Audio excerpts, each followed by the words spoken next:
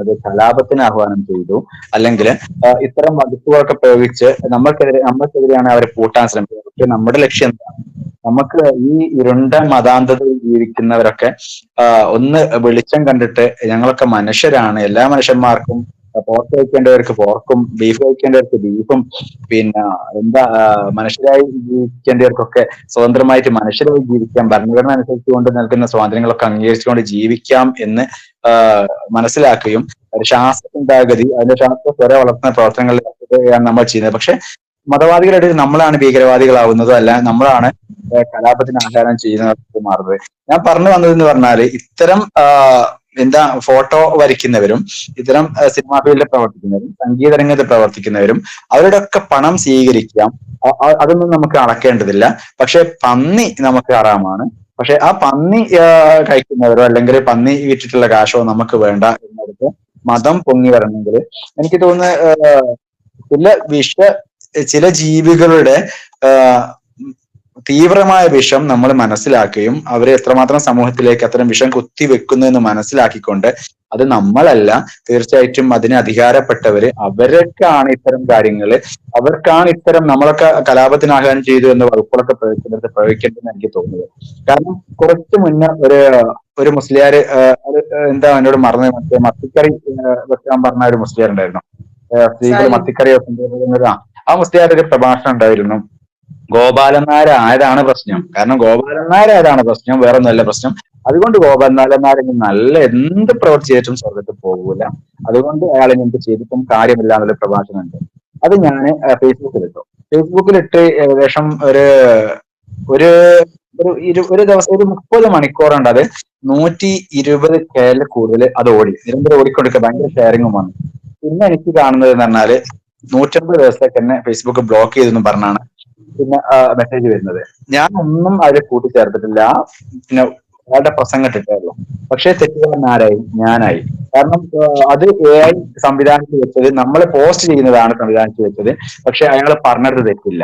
ഈ അവസ്ഥയിലേക്ക് ഒരു പക്ഷെ നമ്മുടെ ഭരണ കാര്യങ്ങളുടെ ഒരു നോട്ടം പോകുന്നു എന്നതും അതിന്റെ കാരണം ഒരു വോട്ട് ബാങ്ക് രാഷ്ട്രീയമാവുന്നു എന്നതും നമ്മുടെ പുരോഗമനം എന്ന് വിചാരിക്കുന്ന ആൾക്കാരൊക്കെ തന്നെ വോട്ട് ബാങ്ക് രാഷ്ട്രീയത്തിലേക്ക് മൂക്കുകുത്തുകയും ഒരു സമൂഹത്തിലേക്ക് വെളിച്ചം പരത്തേണ്ട അതിനുവേണ്ടി പ്രവർത്തിക്കുന്ന ആൾക്കാരെയൊക്കെ അടിച്ചമർത്തുകയും ചെയ്യുന്ന ദയനീയമായ കാഴ്ച ഇതുകൂടി നമുക്ക് ഇതിൽ കാണേണ്ടി വരുന്നതാണ് എനിക്ക് ഏറ്റവും വലിയ സങ്കടം തോന്നിയത്. ഇപ്പോ സിനിമ നമുക്ക് ഹറാമാണ്. മുജാഹിദ് ബാലുശ്ശേരി പറഞ്ഞത് സംഗീതം കൊണ്ട് ആർക്കെങ്കിലും എന്തെങ്കിലും ഗുണമുണ്ടായിട്ടുണ്ടെങ്കിൽ ഞാൻ ഉള്ളം കയ്യിൽ നിന്നും രോമം പറിക്കാമെന്നാണ് പറഞ്ഞത്. നമ്മുടെ മുസ്ലിം സമുദായത്തില് സ്പോർട്സിലും ആർട്സിലും ഒക്കെ വളരെ ബ്രില്യന്റ് ആയിട്ടുള്ള ഒരുപാട് കുട്ടികളുണ്ട്. അവരുടെയൊക്കെ ചോദനയെ നശിപ്പിച്ചത് ഇസ്ലാം എന്ന മതമാണ്. ഇനി ഞാനും ആരിഫും കൂടി ഒരുമിച്ചൊരു ലൈവ് ഉണ്ടായിരുന്നു. ആരിഫിന് ഇന്ത്യയെ സേവിക്കാൻ, ഇന്ത്യൻ ആർമിയിൽ ചേരാൻ വല്ലാത്ത ആഗ്രഹമായിരുന്നു എന്ന് പറഞ്ഞു. എന്റെ വാപ്പച്ചി ആർമിക്കാരനാണെന്ന് പറഞ്ഞപ്പോ നമ്മൾ സാന്ദർഭികമായിട്ടുള്ള ഒരു ടോക്കാണ്. പക്ഷെ ഇന്ത്യൻ ആർമിയിൽ ചേരരുത് എന്നായിരുന്നു പണ്ട് കാലത്തെ നമ്മളെ ഉപദേശിക്കപ്പെട്ടിരുന്നത്. എന്റെ വാപ്പച്ചിയൊന്നും മതജീവി ആയിരുന്നില്ല. അതുകൊണ്ടാണ് എന്റെ ഒരു അനിയൻ ഇപ്പോഴും ആർമിയിലുണ്ട്. എന്റെ ഒരു സിസ്റ്ററുടെ മരുമകൻ ആർമിയിലാണ്. അപ്പൊ രാജ്യത്തെ സേവിക്കാൻ കിട്ടുന്ന ഏത് സാഹചര്യവും നമ്മളൊക്കെ ഉപയോഗപ്പെടുത്തുക എന്നതാണ്. എത്രയോ ആളുകളുടെ കഴിവുകളെ ഈ ഇസ്ലാം നശിപ്പിച്ചിട്ടുണ്ട്. ഇപ്പൊ അതിനെയൊക്കെ, ആ മത നിയമങ്ങളെയൊക്കെ കാറ്റിൽ പറത്തുകയും മതിലുകൾക്കും അപ്പുറത്തേക്കും വലിച്ചെറിഞ്ഞതുകൊണ്ടാണ് ഇന്ന് മമ്മൂട്ടിയെയും സൈനുദ്ദീനെയും നസീറിനെയും ഒക്കെ പോലെയുള്ള ആളുകൾ സിനിമയിൽ തിളങ്ങി നിൽക്കുന്നത്. അവരുടെ കഴിവുകൾ അവർ വിനിയോഗിച്ചത് കൊണ്ടാണ്, മതം നോക്കാതെ. അത് കഴിഞ്ഞ് അതിലൂടെ സമ്പാദിച്ച പണം ഇവർക്ക് ഹലാലാണ്. ഇപ്പൊ മലയാളത്തിലുള്ള നടന്മാര്, തമിഴ്, തെലുങ്ക്, വിവിധ സിനിമാ മേഖലകളിലുള്ള ആളുകൾ കൂടി ചേർന്ന് കോടിക്കണക്കിന് പണമാണ് മുഖ്യമന്ത്രിയുടെ ദുരിതാശ്വാസ നിധിയിലേക്ക് സംഭാവന നൽകിയത്. അതൊക്കെ മുസ്ലിങ്ങളെ അവഹേളിക്കാനാണ് എന്നിവർ പറയുന്നു. കാരണം ഇപ്പോ പോർക്ക് ഫെസ്റ്റ് നടക്കുന്നത് മുസ്ലിങ്ങളെ അവഹേളിക്കാനാണ് എന്നാണല്ലോ ഇവര് പറയുന്നത്. അപ്പോ ഈ രൂപത്തിൽ ഒരു പ്രസ്താവന ഇറക്കാൻ ഏതെങ്കിലും ഊളത്തായിമാര് തയ്യാറായി വരുമോ? പന്നിയിറച്ചി വിൽക്കാതിരിക്കാൻ ഇത് പാകിസ്ഥാനല്ലല്ലോ, ഇതൊരു മതേതര സ്വതന്ത്ര ഭാരതമല്ലേ. ഇപ്പൊ ലീഗ് അല്ലാതെ കോൺഗ്രസ്സുകാരും ഇതിനെ എതിർക്കുന്നുണ്ടല്ലോ. ഇവരൊക്കെ ഇസ്ലാമിക പാർട്ടിക്കാർ. ഇവിടെയാണ് ഇവരുടെ വോട്ട് ബാങ്ക് രാഷ്ട്രീയം കിടക്കുന്നത്. ഏത് സന്ദർഭങ്ങളിലും എതിർഭാഗത്താരാണ് നിൽക്കുന്നത്, വേട്ടക്കാരാരാണ് എന്നതാണ് ഇവരാദ്യം നോക്കുന്നത്. എന്നിട്ട് ഒരു ഹദീസ് ഉണ്ട്, എന്തല്ലറൂറത്തെ കുല്ലുൻ ജായിസുൻ, നിർബന്ധിതമായ സാഹചര്യത്തിൽ ഹറാമാകുന്നത് ഹലാലാകും. അതുകൊണ്ടാണ് ഇവര് പറഞ്ഞത് പകുതി ഹറാമും പകുതി ഹലാലുമായാൽ നമുക്കത് സ്വീകരിക്കാമെന്ന്. ഇനി പലിശയിൽ ഉൾപ്പെട്ടാൽ, ഇങ്ങനെ കള്ളപ്പണത്തിൽ, ഇപ്പൊ ഇവര് ഉണ്ടിപ്പണത്തെ കുറിച്ച് പറയുന്നുണ്ട്. അപ്പൊ ഉണ്ടിപ്പണം ഞാനൊന്ന് മാറ്റിയതാണ്. അപ്പോ അങ്ങനെയാണെങ്കിൽ ആ പണം ഇവർക്ക് ഹലാലാണോ? ഇവര് ഉമ്മറത്തുടെയും പിന്നാമ്പുറത്തുടെയും ഒക്കെ ഗോൾഡ് പിഴിഞ്ഞെടുക്കുന്നുണ്ടല്ലോ, ആ പണം ഇവരുടെ കയ്യിൽ ഇല്ലെന്ന് പറയാൻ പറ്റുമോ? ഇതെല്ലാം ഒരു തരം രാഷ്ട്രീയമാണ്. സഹകരണ ബാങ്കില് നിക്ഷേപിക്കുന്ന ആളുകൾക്ക് പലിശ കിട്ടുന്നില്ലേ? വായ്പ എടുക്കുന്ന ആളുകളെ ഇവര് പുറത്താക്കുമോ? വാഹനം ലോൺ എടുക്കുന്ന ആളുകളെ ഇവര് പുറത്താക്കുമോ? അതിന്റെ നടത്തിപ്പുകാരായ ലീഗുകാരെ ഇവര് പുറത്താക്കുമോ? അതിന്റെ നേതൃസ്ഥാനത്ത് തന്നെയുണ്ട് തങ്ങന്മാര്, അവരെയൊക്കെ ഇവര് പുറത്താക്കുമോ? അപ്പോ പന്നിയേക്കാൾ വിഷമാണ് ഇത്തരം ഊളക്കായ്മ. നമ്മളെ സംബന്ധിച്ചിടത്തോളം പന്നി വിഷമല്ല. പന്നി ഒരാളെയും ഉപദ്രവിക്കാത്തൊരു ജീവിയാ. മുമ്പ് ഒരു 10 വർഷമായിട്ടുണ്ടാകും, അമേരിക്കയിൽ ഒരു സയന്റിസ്റ്റ് കണ്ടുപിടിച്ചതാണ്, പന്നിയുടെ ഹാർട്ട് എടുത്തിട്ടാണ് ഒരു മനുഷ്യന് ശസ്ത്രക്രിയയ്ക്ക് വെച്ചു കൊടുത്തത്. മുസ്ലിങ്ങൾ കാരണം ആകെ രക്ഷപ്പെട്ട ഒരേ ഒരു ജീവി ഒരുപക്ഷെ പന്നിയാണ്. ഒരു കാലത്ത് സ്വന്തം പത്രമായ ചന്ദ്രികയില് അതിന്റെ ഫസ്റ്റ് പേജിൽ തന്നെ ബാഫക്കി തങ്ങളെ പന്നിയിറച്ചി തീറ്റിക്കുന്ന ഒരു ചിത്രം കൊടുത്ത് മൂരി മാഫി, നമ്മൾ കണ്ടതാണ് ഇതെല്ലാം. ഒരുപാട് വിമർശനങ്ങൾ, ഇതൊക്കെ ആവിഷ്കാര സ്വാതന്ത്ര്യത്തിന്റെ പട്ടികയിലാണ് വരുന്നത്.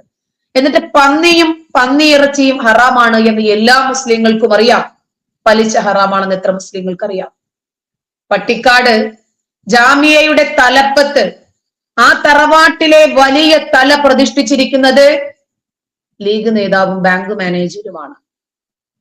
പലിശക്കാരനെയാണ് ഇവര് നേതാവാക്കി വെച്ചിരിക്കുന്നത്. ആദ്യം തല നന്നാകട്ടെ, എന്നിട്ടല്ലേ വാല് നന്നാക്കാൻ ഇവര് വരേണ്ടത്.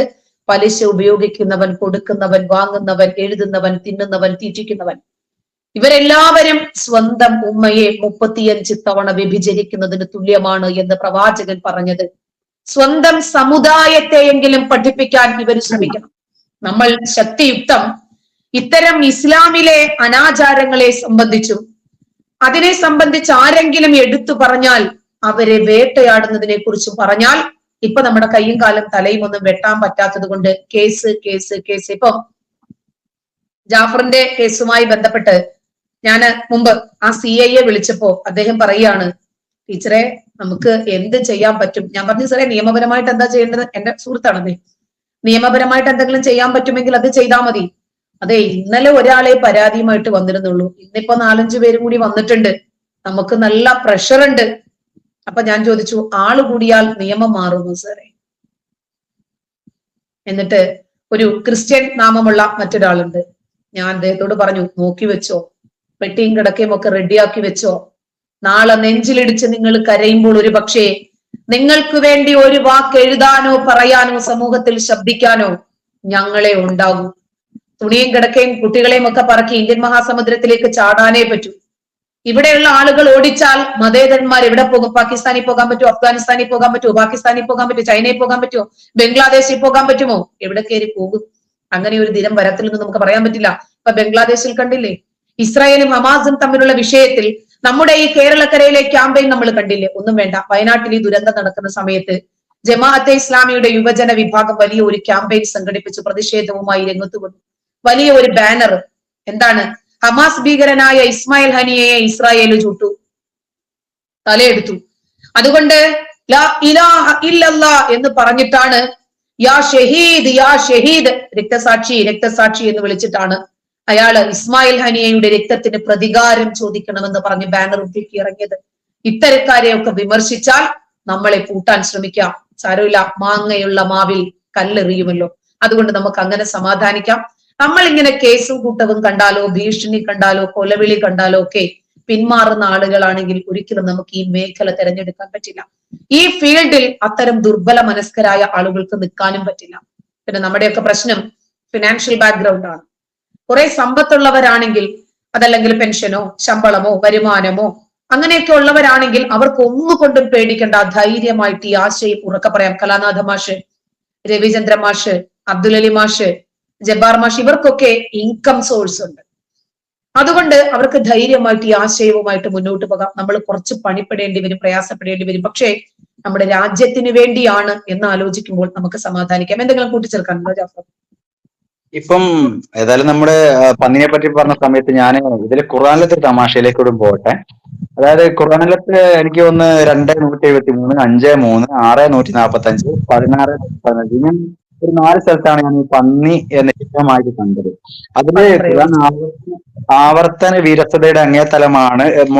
മൊത്തം ഖുർആന് ആവർത്തിക്കാതെ എഴുതുകയാണ്. ഇന്ന് കാണുന്ന 4 ഉണ്ടാവില്ല എന്നുള്ള കാര്യം നമുക്കറിയാം. ഇത് എല്ലാം ഒരേ സാധനങ്ങളാണ് ഈ 4 സ്ഥലത്ത് പറയുന്നത്. ഇപ്പൊ പറയുന്ന കാര്യം എന്ന് പറഞ്ഞാൽ നിങ്ങൾക്ക് അവൻ നിഷിദ്ധമാക്കിയത് ഇവ മാത്രമാണ്: ശവം, രക്തം, പന്നിമാംസം അള്ളാഹു അല്ലാത്തവർക്കായി അറക്കപ്പെട്ടത്. എന്നാൽ നിർബന്ധിത അവസ്ഥയിൽ ഭക്ഷിക്കുന്നതിൽ കുറ്റമില്ല. എന്നാൽ ഇത് നിയമം ലംഘിച്ചാവരുത്, അത്യാവശ്യത്തിന് അധികവുമാവരുത്. ഇവിടെ ഒരു കോമഡി എന്ന് പറഞ്ഞാൽ, ഒന്ന്, അള്ളാഹു അല്ലാത്തവർക്കായി അറക്കപ്പെട്ടത്. ഇപ്പം നമ്മൾ ചിക്കൻ വാങ്ങാൻ കടയിൽ ചെന്നാൽ ബംഗാളികൾ അറക്കുന്നു, പണിയെടുക്കുന്ന കാര്യങ്ങൾ ചെയ്യുന്ന ഇത് ഒരു നാസർ പൈസ കൊടുത്താലും നേരിട്ട് കത്തി കൊണ്ടുപോയിട്ട് അറുത്തിട്ട് അയാൾ ആയിരിക്കില്ല ചെയ്യുന്നത് ഞാൻ മനസ്സിലാക്കുന്നത്. കാരണം അത് വാങ്ങുന്നത്. അതേപോലെ തന്നെ ഇവിടുത്തെ ഞാൻ കോമഡി കണ്ടു പറഞ്ഞാല്, നിർബന്ധിത അവസ്ഥയിൽ ഭക്ഷിക്കുന്നതിൽ കുറ്റമില്ല, അത്യാവശ്യത്തിലധികമാവരുത്. അപ്പൊ ഇങ്ങനത്തെ ഒരു അവസ്ഥ ഉണ്ടാക്കി കൊടുക്കുന്ന ആരാണ്? അള്ളാഹു തന്നെയാണ് ഇങ്ങനെ ഒരു അവസ്ഥ ഉണ്ടാക്കി കൊടുക്കുന്നത്. അപ്പൊ അള്ളാഹുവിന് ഹറാമാണെങ്കിൽ തീർച്ചയായിട്ടും അള്ളാഹുവിന് എന്ത് ചെയ്യാമായിരുന്നു? നിർബന്ധിത അവസ്ഥ ഉണ്ടാക്കാതെ ഇരിക്കാമായിരുന്നു. അതൊക്കെ വായിച്ച് ഒരു തമാശ പറഞ്ഞതാണ്. പിന്നെ ടീച്ചർ പറഞ്ഞ പോലെ കേസിന്റെ കാര്യങ്ങളൊക്കെ അത് സാമൂഹ്യ പ്രവർത്തനത്തിന് അല്ലെങ്കിൽ സമൂഹത്തിലെ പ്രവർത്തനങ്ങൾക്ക് വേണ്ടി ശ്രമിച്ചവർക്കൊക്കെ കേസ് ഉണ്ടായിട്ടുണ്ട്, വീടുണ്ടായിട്ടുണ്ട്. ഇവിടെ വലിയൊരു പ്ലസ് പോയിന്റ് ആയിട്ട് ഞാൻ കാണുന്നത് പറഞ്ഞാല്, കുറച്ച് വർഷങ്ങൾക്ക് മുമ്പേ ചേകന്നൂർ മൗലവി മതത്തിൽ നിന്ന് പുറത്തു വരാൻ തന്നെ റിഫർമേഷനെ ശ്രമിച്ചിട്ടായിരുന്നു. പക്ഷെ അയാളെ പൊടി പോലും കണ്ടു. ആ കാലഘട്ടത്തിൽ നിന്ന് മാറിയിട്ട് ഇന്ത്യൻ ഭരണഘടന അനുസരിച്ചുകൊണ്ട് കേസൊക്കെ കൊടുക്കാൻ തുടങ്ങിയ ഒരു പുരോഗതിയുടെ ലക്ഷ്യം കാണുന്നുണ്ട്. പക്ഷെ നമ്മളെ സംബന്ധിച്ചിടത്തോളം നമുക്ക് ഈ മറ്റുള്ള ഗവൺമെന്റ് ജോബൊന്നും ഇല്ലാത്തത് കൊണ്ട്, ഇൻകം സോഴ്സ് ഒന്നും ഇല്ലാത്തത് കൊണ്ട് നമ്മളൊക്കെ പെട്ടുപോകും. പക്ഷെ തീർച്ചയായിട്ടും നമ്മൾ ലക്ഷ്യം വെക്കുന്നത് എന്താണോ അത് സമൂഹത്തിന്റെ ഒരു മതേതരമായ അല്ലെങ്കിൽ മതാതീതമായ മനുഷ്യത്വത്തിന്റെ ഒരു വെളിച്ചം ആയതുകൊണ്ട് തന്നെ നമുക്ക് ഇത്ര ആൾക്കാർ എങ്ങനെ നമുക്കെതിരെ പിന്നാമ്പുറം കുത്തി നോക്കിച്ചാലും നമ്മൾ മുന്നോട്ട് തന്നെ ഓടിക്കൊണ്ടിരിക്കുക. നമ്മുടെ ലക്ഷ്യം സത്യസന്ധവും അതേപോലെ തന്നെ മനുഷ്യത്വത്തിലേക്ക് വെളിച്ചം വീഴുന്നത് ഹ്യൂമാനിറ്റി മാത്രമായതുകൊണ്ട് തീർച്ചയായിട്ടും നമ്മളെ തോൽപ്പിക്കാൻ ആർക്കും പറ്റില്ല. കാരണം ഒരു ഇസ്ലാം വിമർശനം എന്ന് പറഞ്ഞാൽ മറ്റു മതത്തിലേക്കാൾ ഉപരിയായിട്ട് ചാനൽ വഴികളിൽ കൂടെയാണ് നമ്മൾ നടന്നതും അത് തന്നെയാണ് നമുക്ക് തിരിച്ചറിവുമുണ്ട്. അതുകൊണ്ട് തന്നെ തീർച്ചയായിട്ടും ചിലയിടത്ത് തോറ്റു പോകാം, പക്ഷെ നമ്മളെ നമ്മളെ തകർക്കാൻ കഴിയില്ല. അത് നമ്മൾ അതിജീവിക്കുക തന്നെ ചെയ്യും. നമ്മുടെ ആത്മവിശ്വാസം കൂടട്ടെ ഇത്തരം കേസുകളും പ്രശ്നങ്ങളും ഒക്കെ വരുമ്പോ. അതെ, ഇവിടെ ഒരു കൂട്ടിച്ചേർക്കലൂടെ ഉണ്ട്. വീണ്ടും എനിക്ക് പറയാനുള്ളത്, ഇവിടെ നമ്മൾ പറയുന്ന എന്തെങ്കിലും കാര്യങ്ങളില് കലാപങ്ങൾ ഉണ്ടാക്കാനുള്ള ശ്രമം വർഗീയതയോ കണ്ടെത്തുന്നതിൽ ഇത്തരം ഊളന്മാര് പറയുന്ന കാര്യങ്ങളില് എന്തുകൊണ്ട് ഇതില് വർഗീയതയോ അല്ലെങ്കിൽ ഇതിലൊരു മതേതരത്വത്തിന് വിഘാതമായ സംഭവങ്ങളോ കണ്ടെത്തുന്നില്ല? അത് അവരൊരിക്കലും കേസുകളിലും മറ്റും പെടാതെ വോട്ട് രാഷ്ട്രീയ ബാങ്കുകൾ സംരക്ഷിക്കുന്നു എന്നത് നമ്മുടെ പ്രത്യേകത.